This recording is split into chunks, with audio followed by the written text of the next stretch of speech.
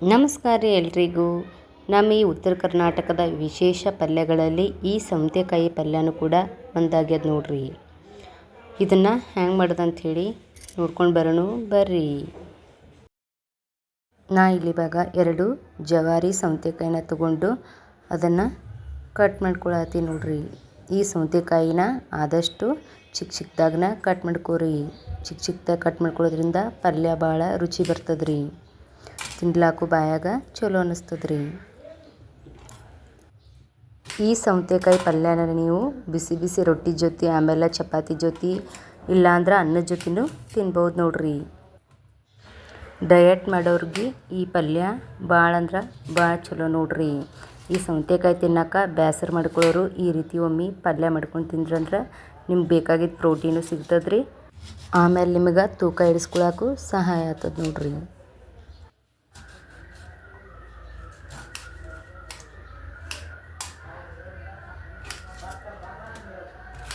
ಹಂಗೆ ಇನ್ನೂ ಯಾರ್ಯಾರು ನಮ್ಮ ಚಾನಲ್ನ ಸಬ್ಸ್ಕ್ರೈಬ್ ಮಾಡ್ಕೊಂಡಿಲ್ಲ ನೋಡ್ರಿ, ಸಬ್ಸ್ಕ್ರೈಬ್ ಮಾಡ್ಕೊರಿ.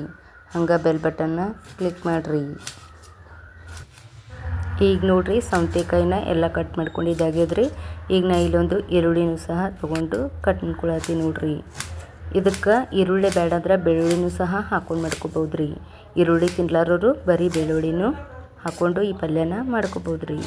ನಾ ಇಲ್ಲಿ ಈರುಳ್ಳಿನ ಹಾಕ್ಕೊಂಡು ಮಾಡ್ಕೊಳತ್ತೀನಿ ನೋಡ್ರಿ. ನಿಮಗೆ ಬೆಳ್ಳುಳ್ಳಿ ಇಷ್ಟ ಆಗ್ತಿತ್ತಂದ್ರೆ ಈರುಳ್ಳಿ ಬೆಳ್ಳುಳ್ಳಿ 2 ಸೇರಿನೂ ಸಹ ಮಾಡ್ಕೊಬೋದು ನೋಡ್ರಿ. ಇವಾಗ ನಾ ಇಲ್ಲಿ ಒಂದು ಸ್ವಲ್ಪ ಕೊತ್ತಂಬರಿ ಸೊಪ್ಪನ್ನು ಸಹ ಕಟ್ ಮಾಡಿ ಇಟ್ಕೊಳತ್ತೀನಿ ನೋಡ್ರಿ. ಇದಕ್ಕೇನು ಭಾಳ ಏನೂ ಬೇಕಾಗಿಲ್ಲರಿ, ಇಷ್ಟಿದ್ರೆ ಸಾಕಾಗ್ತದೆ ನೋಡ್ರಿ. ಇವಾಗ ನಾ ಇಲ್ಲಿ ಒಂದು ಬಾಣಲಿ ಇಟ್ಕೊಂಡು ಅದಕ್ಕೊಂದು ಸ್ವಲ್ಪ ಎಣ್ಣೆನೂ ಹಾಕ್ಕೊಳತ್ತೀನಿ ನೋಡ್ರಿ. ಈ ಪಲ್ಯ ಮಾಡೋದು ಭಾಳ ಏನು ಗೋಜಿಲ್ಲ ನೋಡ್ರಿ. ಬಿಗಿನರ್ಸು ಕೂಡ ಈಸಿಯಾಗಿ 5 ನಿಮಿಷನಾಗ ಮಾಡ್ಕೋಬೋದು ನೋಡ್ರಿ. ಇವಾಗ ನೋಡ್ರಿ ಇಲ್ಲಿ ಎಣ್ಣೆ ಸ್ವಲ್ಪ ಕಾದ್ಮೇಲೆ ಇದಕ್ಕೊಂದು ಸ್ಪೂನಷ್ಟು ಜೀರಿಗೆ ಸಾಸಿವೆನೂ ಸಹ ಹಾಕ್ಕೊಳತ್ತೀನಿ ನೋಡ್ರಿ. ಈ ಜೀರಿಗೆ ಸಾಸಿವೆ ಸ್ವಲ್ಪ ಚಟಪಟ ಸಿಡಿದ್ಮೇಲೆ ಇದಕ್ಕೆ ನಾ ಏನು ಚಿಕ್ಕದಾಗಿ ಕಟ್ ಮಾಡಿಟ್ಕೊಂಡಿದ್ದು ನೋಡ್ರಿ ಈರುಳ್ಳಿನ ಇದಕ್ಕೆ ಹಾಕ್ಕೊಳತ್ತೀನಿ. ಹಾಕ್ಕೊಂಡು ಇದನ್ನು ಚಲೋತ್ನಿಗೆ ಎಣ್ಣೆ ಒಳಗೆ ಫ್ರೈ ಮಾಡ್ಬೇಕ್ರಿ. ಈರುಳ್ಳಿ ಎಲ್ಲ ಚಲೋತ್ನಿಗೆ ಫ್ರೈ ಆದಮೇಲೆ ಇದಕ್ಕೆ ನಾ ಇಲ್ಲಿ 2 ಕಡ್ಡಿಯಷ್ಟು ಕರಿಬೇವು ಸೊಪ್ಪನ್ನು ಸಹ ಹಾಕ್ಕೊಳತ್ತೀನಿ ನೋಡ್ರಿ.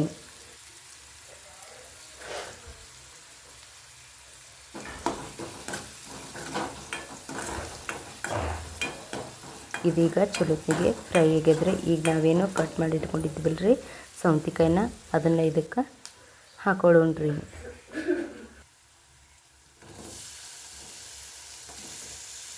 ಈ ಸೌತೆಕಾಯಿನೂ ಎಣ್ಣೆ ಒಳಗೆ ಚಲೋತ್ನಿಗೆ ಫ್ರೈ ಮಾಡ್ಕೋಬೇಕು ನೋಡ್ರಿ. ಈ ಸೌತೆಕಾಯಿ ಸ್ವಲ್ಪ ಫ್ರೈ ಆದಮೇಲೆ ಇದಕ್ಕೆ ನಾ ಇಲ್ಲಿ ಇವಾಗ 1 ಸ್ಪೂನಷ್ಟು ಅರಿಶಿನ ಪುಡಿನ ಹಾಕ್ಕೊಳತ್ತೀನಿ ನೋಡ್ರಿ. ಈ ಅರಿಶಿನ ಪುಡಿ ಹಾಕೋದ್ರಿಂದ ಕಲರು ಚಲೋ ಕಾಣ್ತದ್ರಿ. ಆಮೇಲೆ ನಮ್ಮ ಆರೋಗ್ಯಕ್ಕೂ ಭಾಳ ಒಳ್ಳೇದು ನೋಡ್ರಿ. ಹಂಗೆ ನಾವಿಲ್ಲಿ ಉತ್ತರ ಕರ್ನಾಟಕದ ಸ್ಪೆಷಲ್ ಮಸಾಲೆ ಖಾರನ ಹಾಕ್ಕೊಳತ್ತೀನಿ ನೋಡ್ರಿ. ನಾವು ನಮ್ಮ ಈ ಉತ್ತರ ಕರ್ನಾಟಕ ಕಡೆ ಎಲ್ಲ ಅಡುಗೆಗಳಿಗೆ ಅಂದ್ರೆ ಪಲ್ಯಗಳಿಗೆ ಸಾಂಬಾರುಗಳಿಗೆ ಈ ಮಸಾಲೆ ಖಾರನ ಹಾಕ್ತೀವಿ ನೋಡ್ರಿ. ಹಂಗೆ ನಾ ಇಲ್ಲಿವಾಗ ಒಂದು ಸ್ವಲ್ಪ ಹಳ್ಳುಪ್ಪನ್ನು ಸಹ ಹಾಕ್ಕೊಳತ್ತೀನಿ ನೋಡ್ರಿ. ಆದಷ್ಟು ಎಲ್ಲ ಅಡುಗೆಗಳಿಗೆ ಹಳ್ಳುಪ್ಪನ್ನ ಯೂಸ್ ಮಾಡಿರಿ. ಹಂಗೆ ನಾ ಇಲ್ಲಿವಾಗ ಒಂದು ಸ್ವಲ್ಪ ಕೊತ್ತಂಬರಿ ಸೊಪ್ಪನ್ನು ಸಹ ಹಾಕ್ಕೊಳತ್ತೀನಿ ನೋಡ್ರಿ. ಇಷ್ಟೆಲ್ಲ ಹಾಕೊಂಡ್ಮೇಲೆ ಇದನ್ನು ಚಲೋತ್ನಿಗೆ ಮಿಕ್ಸ್ ಮಾಡಿಕೊಂಡು ಇನ್ನೊಂದು ನಿಮಿಷ ಇದೇ ರೀತಿ ಫ್ರೈ ಮಾಡಿರಿ. ಇದು ಎಣ್ಣೆ ಒಳಗೆ ಚಲೋತ್ನಿಗೆ ಫ್ರೈ ಆದಮೇಲೆ ಇದಕ್ಕೊಂದು ಸ್ವಲ್ಪ ಖಾರದ ಪುಡಿನೂ ಹಾಕ್ಕೋಬೇಕು ನೋಡ್ರಿ. ಇದಕ್ಕೆ ಗುರೆಳ್ಳು ಪುಡಿನೂ ಅಂಥೇಳಿ ಕರಿತಾರೆ ನೋಡ್ರಿ. ನಮ್ಮ ಉತ್ತರ ಕರ್ನಾಟಕ ಕಡೆ ಖಾರದ ಪುಡಿ ಅಂಥೇಳಿನೇ ಕರಿತೀವಿ ನೋಡ್ರಿ. ಇದನ್ನು ನಾವು ಆಲ್ಮೋಸ್ಟ್ ಎಲ್ಲ ಪಲ್ಯಗಳಿಗೂ ಶೇಂಗಾದ ಪುಡಿ ಮತ್ತು ಖಾರದ ಪುಡಿನ ಯೂಸ್ ಮಾಡ್ತೀವಿ ನೋಡ್ರಿ. ಇದನ್ನೊಂದು ಸ್ವಲ್ಪ ಹಾಕ್ಕೊಂಡಾದ್ಮೇಲೆ ಈಗ ನಾ ಇಲ್ಲೊಂದು ಸ್ವಲ್ಪ ಶೇಂಗಾದ ಪುಡಿನೂ ಸಹ ಹಾಕ್ಕೊಳತ್ತೀನಿ ನೋಡ್ರಿ. ಇವೆರಡು ಹಾಕ್ಕೊಳ್ಳೋದ್ರಿಂದ ಟೇಸ್ಟ ಭಾಳ ಚಲೋ ಬರ್ತದ್ರಿ. ಈ ಶೇಂಗಾ ಮತ್ತು ಖಾರನ ಚಲೋತ್ನಿಗೆ ಹುರ್ಕೊಂಡು ಮಿಕ್ಸಿ ಮಾಡಿ ಒಂದು ಡಬ್ಬಿ ಒಳಗೆ ಹಾಕ್ಕೊಂಡು ಇಟ್ಕೊಂಡ್ರಂದ್ರೆ ನೀವು ಎಲ್ಲ ಪಲ್ಯಗಳಿಗೆ ಯೂಸ್ ಮಾಡ್ಕೊಳಕ್ಕೆ ಈಸಿ ಆಗ್ತದೆ ನೋಡ್ರಿ. ಇವಾಗ ಇದಕ್ಕೊಂದು ಸ್ವಲ್ಪ ನೀರು ಹಾಕ್ಕೊಳ್ಳೋಣ್ರಿ. ನೋಡ್ರಿ, ನಿಮಗೆ ಎಸಳ ಭಾಳ ಬೇಕಂದ್ರೆ ನೀರು ಸ್ವಲ್ಪ ಜಾಸ್ತಿನ ಹಾಕೋರಿ, ಇಲ್ಲ ಎಸಳು ಬೇಡಪ್ಪ ಅಂದ್ರೆ ಕಡಿಮೆ ಹಾಕೋರಿ. ನೋಡ್ರಿ, ಇಲ್ಲಿ ಈ ಪಲ್ಯ ಮುಳುಗುವಷ್ಟು ನೀರು ಹಾಕೊಂಡ್ರೆ ಸಾಕಾಗ್ತದೆ ನೋಡ್ರಿ. ಇದಕ್ಕಿವಾಗ ಇನ್ನೊಂದು ಸ್ವಲ್ಪ ಮ್ಯಾಲ ಕೊತ್ತಂಬರಿ ಸೊಪ್ಪು ಹಾಕ್ಕೊಂಡು ಒಂದು ಪ್ಲೇಟ್ ಮುಚ್ಕೊಂಡು 1-2 ನಿಮಿಷ ಕುದಿಸ್ಕೊಂಡ್ರೆ ಈ ಪಲ್ಯ ರೆಡಿ ಆಗ್ತದೆ ನೋಡ್ರಿ.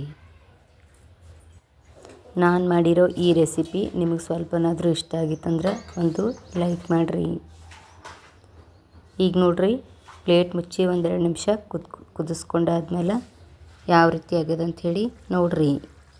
ಈಗ ನೋಡ್ರಿ, ನೀವು ಈ ಪಲ್ಯ ಬೆಂದದ ಇಲ್ಲ ಅಂಥೇಳಿ ಒಂದು ಸ್ಪೂನ್ ತೊಗೊಂಡು ಈ ರೀತಿ ಕೈಯಿಂದ ಮಾಡಿದ್ರೆ ಗೊತ್ತಾಗ್ತದೆ ನೋಡ್ರಿ. ಇದನ್ನು ಭಾಳ ಬೇಯಿಸ್ಕೊಳಕ್ಕೂ ಹೋಗಬೇಡ್ರಿ, ಇಷ್ಟು ಬೇಯಿಸ್ಕೊಂಡ್ರೆ ಸಾಕಾಗ್ತದೆ ನೋಡ್ರಿ. ನೋಡ್ರಿ, ಇವಾಗ ಈ ಸೌತೆಕಾಯಿ ಪಲ್ಯ ರೆಡಿ ಆಗ್ಯದ ನೋಡ್ರಿ. ಇದ್ರ ಜೋಡಿನ ಜೋಳದ ರೊಟ್ಟಿ ಮಾಡಿದ್ದೆ ರೀ. ಹಂಗೆ ಇದ್ರ ಜೋಡಿ ಬಾಡಿಸ್ಕೊಳಕ್ಕೆ ಹತ್ತರಿಕೆ ಪಲ್ಯ, ಹಸಿ ತಪ್ಪಲು ಉಳ್ಳಾಗಡ್ಡಿ, ಆಮೇಲೆ ಸೌತೆಕಾಯಿ, ಆಮೇಲೆ ಗಜ್ಜರಿ, ಆಮೇಲೆ ಪುಟಾಣಿ ಚಟ್ನಿನೂ ಸಹ ಮಾಡಿದ್ದೆ ನೋಡ್ರಿ. ಇದನ್ನೆಲ್ಲ ಬಾಡಿಸ್ಕೊಂಡು ಈ ರೀತಿ ರೊಟ್ಟಿ ಊಟ ಮಾಡೋದ್ರಿಂದ ಬಾಯಿಗೂ ಅಷ್ಟೇ ರುಚಿ, ಹೊಟ್ಟಿಗೂ ಅಷ್ಟೇ ತಂಪು ನೋಡ್ರಿ. ಮತ್ತು ಹಂಗಾದ್ರೆ ತಡ ಯಾಕೆ ಮಾಡ್ತೀರಿ, ನೀವು ನಿಮ್ಮ ಮನ್ಯಾಗ ಒಮ್ಮೆ ಟ್ರೈ ಮಾಡಿರಿ.